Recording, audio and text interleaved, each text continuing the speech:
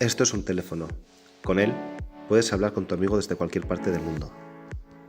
En el pasado solo podías hacerlo desde tu casa porque el teléfono tenía que estar conectado. Entonces aparecieron los móviles.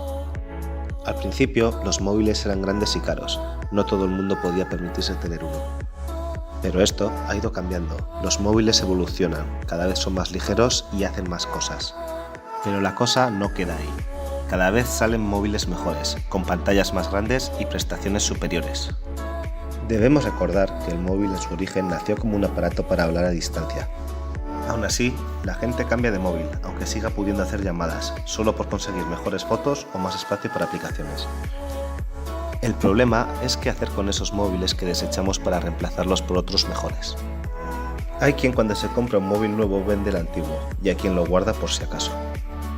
¿Qué sentido tiene tener la estantería llena de móviles viejos que ya no usas y que muchos de ellos ya ni funcionan? Entonces, ¿qué puedo hacer con los móviles rotos, viejos o estropeados? ¿Se puede reciclar un móvil? ¿Se pueden reusar sus componentes? Y si es así, ¿dónde llevo mi móvil roto para que lo reciclen? Puede que no todo el mundo lo sepa, pero los móviles, al igual que los ordenadores, se pueden reciclar llevándolos a un punto limpio.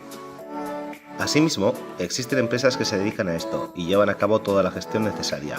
Incluso ofrecen dinero por los teléfonos viejos que ya no usas. Ahora bien, ¿qué le ocurre a mi móvil viejo una vez llega a la planta de reciclaje? Allí lo separan por componentes ya que está formado por diversos materiales. De un móvil se puede reciclar el 90% de los materiales, siendo el principal el plástico, seguido de metales pesados y fibra de vidrio.